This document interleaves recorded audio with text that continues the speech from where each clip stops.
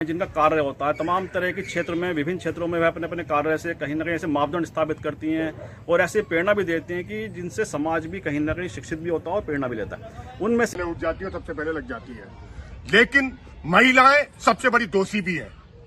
कारण है जब भ्रूण हत्या होती है तो सबसे पहले उस महिला का योगदान होता है जो अपने बच्चे की हत्या कराने में सबसे पहले सहमति देती है। उस महिला को मैं सबसे बड़ा दोषी कहता हूं जो बच्चा अभी जन्म भी नहीं हो रहा, उसका पति से पहले वो पत्नी, वो माँ अपने बच्चे के भ्रूण को चीर कर निकलवा रही है। कितनी हिम्मत रख पाती है वो, जो 9 महीने तक एक माँ पालती भी है और 9 महीने या कुछ महीने में जब वो होता है बच्चा तो उसे पैदा होने से पहले मार भी देती है।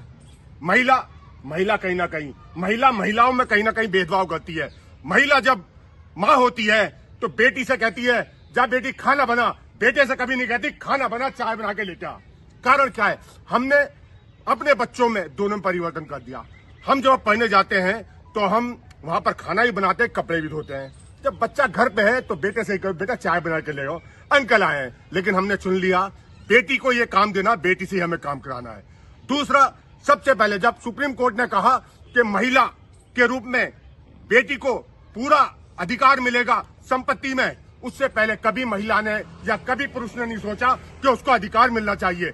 जब सुप्रीम कोर्ट का आदेश आया कि संपत्ति में महिला या बिटिया को भी बराबर का अधिकार मिलेगा, उसके बाद हमने उसको लागू किया। हमने अपनी स्वेच्छा से कभी लागू नहीं किया। महिला जो स्त्री है वो सबसे बड़ी शक्ति है। आज जब 1950 के बाद जब उसे संविधान में आरक्षण में उसे जगह मिली, उसके बाद वो निरंतर आगे बढ़ी। 2005 में जब कानून आया उसके बाद उसे संपत्ति में अधिकार मिला। जो ये महिलाओं का अधिकार है सबसे पहले आपको भी देने होंगे। आप महिलाओं को सोचना होगा कि सबसे पहले हमें अपने घर से उस बच्ची को अधिकार दे रहे हैं, जितना हम अपने बेटे को दे रहे हैं उतना हमें बेटी को भी देना चाहिए।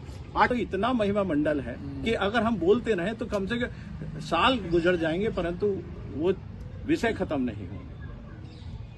परंतु बात है कि आगे की स्ट्रेटजी हमें क्या बनानी है। जैसे अभी एक बात की आप सहकाल भाई ने बात की, उससे भी सहमत है। हमें अपने चेंज लाना है। एक तो लॉ को हमें इम्प्लीमेंट कराना, उसकी जानकारी सब पे पहुंचेगी तो उसका अवेयरनेस से उसका फिर फॉलोअप भी लिया जाएगा। दूसरा क्या है कि हम शुरुआत अपने घर से करें, क्योंकि आपकी बातें बहुत अच्छी थी कि हम खुद ही भेदभाव करते हैं। अपने बेटे और बेटी में अगर हम समानता का भाव रखें तो ज्यादा अच्छा होगा, यहीं से चेंज आएगा। आज जहां तक अभी आप बात हुई शिक्षण संस्थान पे बहुत सारी चीजें आती हैं। जैसे हम पहले सरकार की बहुत सारी योजना है, सरकार के कानून भी बहुत अच्छे हैं, बनाए हुए कानून भी बहुत अच्छे हैं, परंतु दिक्कत कहाँ है? दिक्कत है उसके अवेयरनेस की। उस पीढ़ी तक उसका मैसेज पहुंचने के लिए वो गुहार कहाँ लगाए, और वहां नहीं सुनी जाए तो उससे ऊपर उनका कहां पर वो अपीलेट अथॉरिटी है जहां पर उसके बाद वो जाए और उसको सुना ही जाए। परंतु जब ये जानकारी किसी को नहीं होगी, जैसे सभी लोग सम्मानित बैठे हैं, परंतु महिलाओं के लिए इतने चाहे जैसे अगर हम कहें शिक्षा के क्षेत्र में हुआ, कस्तूरबा गांधी आवासीय विद्यालय है या से बेटी पढ़ाओ बेटी बचाओ, अभी उन्होंने उस विषय का क्या, ऐसी अनेकों योजना है, परंतु क्योंकि वो लाभ वहां तक नहीं पहुंचता तो वो सशक्त कैसे होंगे। पूरा देश सड़कों पे आ जाता है। उसके बाद जिस प्रदेश में आप आज रहते हो, वर्तमान स्थिति में कानून व्यवस्था बड़ी सुदृढ़ बताई जाती है। उस प्रदेश क्या देश के एनसीआरबी डाटा कहता है कि महिलाओं के अपराध में उत्तर प्रदेश। तो नमस्कार, जैसे आप जानते हैं आज वुमेन्स डे है। पूरे देश में महिला सशक्तिकरण के ऊपर महिला दिवस के संबंध में आयोजन हो रहे हैं, प्रोग्राम हो रहे हैं। और महिला सशक्तिकरण की जो पहचान है होती हैं, जो महिलाएं जिनका कार्य होता है तमाम तरह के क्षेत्र में विभिन्न क्षेत्रों में वह अपने अपने कार्य से कहीं ना कहीं ऐसे मापदंड स्थापित करती हैं और ऐसे प्रेरणा भी देती हैं कि जिनसे समाज भी कहीं ना कहीं शिक्षित भी होता है और प्रेरणा भी लेता है। उनमें से एक शख्सियत आज हमारे बीच है, मधु डांग जी। बहुत ही सोशल वर्कर हैं और लगातार सामाजिक सरोकारों को लेकर हमेशा चिंतन करती हैं, मनन करती हैं और लगातार गंभीरता से बहुत प्रयास करती रहती हैं कि समाज में हम किस तरह से कुछ बेहतर कर सकते हैं। और तमाम तरह के इन्होंने जीवन में जो पड़ाव अपने देखे हैं, साथ ही जो इनके कार्य की जो शैली है वह सबसे बड़ी खूबी उनकी ये है कि निस्वार्थ भाव से समाज की उन्नति के प्रगति के लिए, समाज के गरीब तबके के लिए वह काम करती हैं। तो आज हम उनसे जानेंगे, मधु जी क्या लगता है आपको महिला सशक्तिकरण की दिशा में जो महिला दिवस मनाया जाता है इसको लेकर क्या सोचती हैं आप, और महिला दिवस क्यों आवश्यक हो गया है? जबकि हमारे देश की अगर हम संस्कृति की बात करें, महिला को हमेशा देवी की तरह पूजा गया है, चाहे माँ दुर्गा के रूप में हो, माँ। देखा गया कि ऐसी जो महिलाएं जो हैं जो सफाई कर रही हैं उनसे कहीं ना कहीं महिलाएं जो हैं खास तौर से महिलाओं के मानसिकता एक होती है, उनसे घृणा करती हैं, लेकिन आपकी सोच बिल्कुल अलग है। अब उसके अलावा जो महिलाएं हैं जो ऐसी लोग महिलाओं से घृणा करती है, आपका क्या कहना है? मुझे समझ नहीं आता इंसान इंसान से क्यों घृणा करता है। जिस वक्त हम बीमार होते हैं और जिस वक्त भगवान ना करे हमारे को खून की ज़रूरत पड़ती है, तब तो हम नहीं पूछते कि खून पर किसकी जाति है, नीच जाति है, उच्च जाति है, हिंदू जाति है, मुस्लिम जाति है, क्रिश्चियन जाति है, हम तो नहीं पूछते ना। तो ये बात मतलब उस वक्त क्यों नहीं करते जब हम हॉस्पिटल जाते हैं? कौन डॉक्टर आपको देख रहा है, कौन नर्स कर रही है, वो जो आया जो अंदर जिस वक्त बच्चा पैदा होता है उस डॉक्टर की इज्जत तो हम सब करते हैं।